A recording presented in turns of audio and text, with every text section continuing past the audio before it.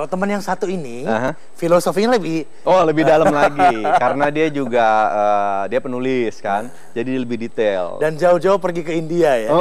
Jauh-jauh. Dulu pas dia belajar ke sana ya, aku bilang ke istrinya, ngapain lagi lo ke sana-sana? Ternyata, ya... Kalau Anjas main film produksinya aja ya. Erika lo bang, Jasafin, Rick. Iya. Karen, thanks for coming. Silakan Pak. Jojo. Minder gua malu. Suhunya yoga ini. Minder sama dia. Dua-duanya ini ya. Banyakan Jadi bener-bener jagoan dia yoga. Kalau guru yoga gini juga ya pakai tutup ini ya. Lah biasa gini. Jadi bener-bener banting setir untuk apa concern pada apa ya kesehatan dan olahraga fisik. Enggak juga sih. Maksudnya ini banting setir dari mana nih? Dari yang sebelumnya. Oh iya sebelumnya. Editor in chief sebuah majalah terkemuka ibu kota. Yang sangat diminati ya oleh para lelaki. Para laki-laki.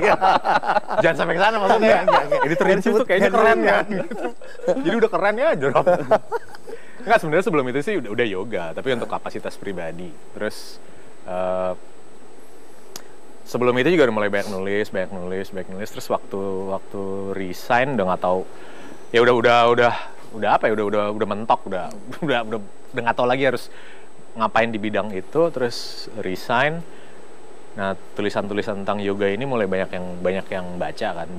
Terus ternyata juga konon menginspirasi banyak orang gitu segala macam. Akhirnya mulai muncul, jangan nulis doang dong, ngajar. Ya udah, mulai ngajar dari kecil terus tulisannya agak banyak, terus mulai banyak orang testimoni, ya udah sampai sekarang kayak gini. Tapi pertama kali tertarik pada yoga kapan? Tertarik pada yoga as a subject ya. As a subject itu udah lama sih, mungkin dari dekade 90-an udah menarik gitu. Cuman susah dulu nyarinya. Kebanyakan yoga kan identiknya sama orang tua, meditasi gitu-gitu. Jadi agak stres. 2000-an awal itu sempat ikut di waktu itu ada kebudayaan India. Itu sempat mereka bikin kelas-kelas yoga yang agak susah ininya sih, maksudnya aplikasi agak susah karena orangnya terlalu banyak, ruangannya terbatas ini juga. Terus habis itu baru mulai ikut yang lebih serius belajar. Nah, cuman bedanya kalau saya nemu satu tradisi yang memang saya suka gitu, tradisi atau aliran yang sangat saya suka dan itu yang saya dalami dan kebetulan cocok sama passion saya di bidang yang saya tertarik, di bidang kesehatan, well-being lah, wellness. Yoga merupakan aktivitas penyelaras tubuh dan jiwa. 3 sih, mind, body, and soul. Jadi di integrate lah mereka, align. Tapi kemudian neuropati itu apa? Disinergikan dengan apa, neuropati? Naturopati. Naturopati itu kan sebenarnya satu cabang ke ilmu kesehatan. Betul. Yang memaksimalkan kemampuan tubuh untuk menyembuhkan dirinya sendiri. Nah, yoga itu sebenarnya dengan tadi kan Anjus udah bicara inversion, udah bicara backbending. Udah bicara backbending belum? Backbend belum. Nanti disinergikan. Ada inversion, ada backbending, ada forward bending. Jadi twisting itu kan lebih ke manipulasi bentuk tubuh kita. Nah, waktu bentuk tubuh kita itu kita manipulasi, banyak sekali reaksi yang terjadi di dalamnya. Misalnya sistem limfatik, daya tahan tubuh kita gitu ya, itu akan terakselerasi oleh itu. Sistem pernafasan kita, waktu kita backbend, paru-parunya meregang, banyak organ-organ yang penting juga yang terkena darah lebih banyak. Waktu kita inverse, aliran darah yang biasanya mengikuti gravitasi mendadak berlawanan sama gravitasi. Ada organ-organ yang tadinya terkena darah lebih sedikit ketimbang waktu kita dalam keadaan normal, waktu dibalik darahnya menjadi lebih banyak, otak misalnya. Nah, itu jadi kayak stimulan. Nah, stimulannya itu yang kemudian membuat tubuhnya menjadi lebih sehat. Which on the other hand, itu bisa mengakselerasi konsep naturopati tadi. Oke. Membaca kesehatan orang bisa dilihat dari bentuk badan. Bentuk badan. Bisa banget. Secara struktur ya, saya sih bukan sehat dukun. Duduknya tuh udah begini, karena Anjas bilang pasti tarik gitu. Kayak udah nggak bisa begini lagi nih jadinya gitu.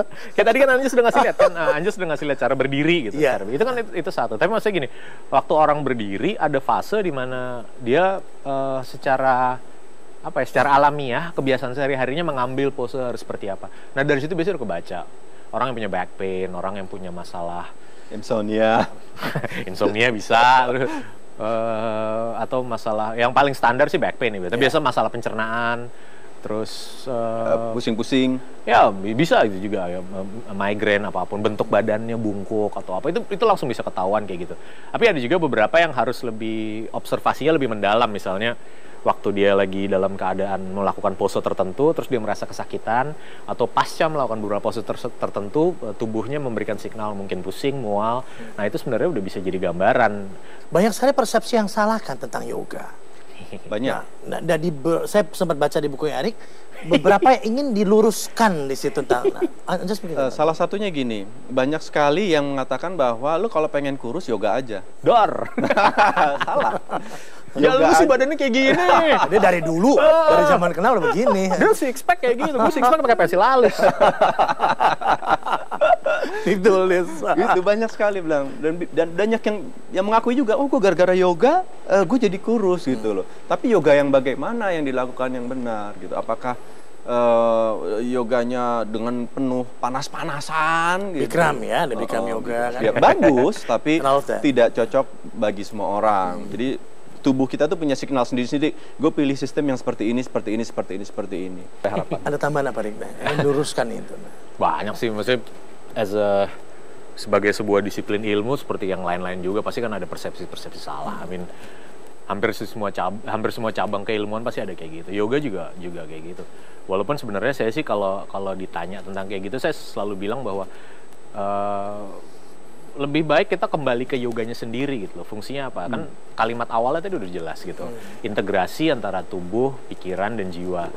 Ya udah berpegang pada situ aja. Kalau nanti kemudian tubuhnya sehat, dia menjadi lebih kurus, atau bahkan mungkin beratnya bertambah, atau apa namanya ya, fleksibel tapi kuat gitu kan. Karena banyak sekali ya, itu tadi yang Erik bilang, fleksibel tapi dia pada sebuah pose aja sendiri kayaknya dipaksakan.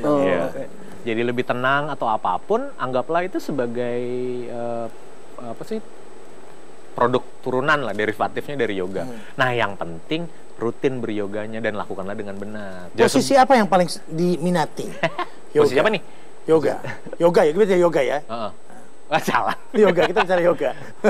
Pose. Asana. Diminati ya, maksudnya yang paling favorite, paling suka. Favor.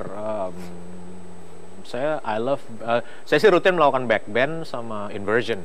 Karena itu kan anti dari keseharian kita, maksudnya kita berdiri dengan konteks tubuhnya secara normal, kaki di bawah, kepala di atas. So aliran darahnya kan itu aja. So harus dialter dengan.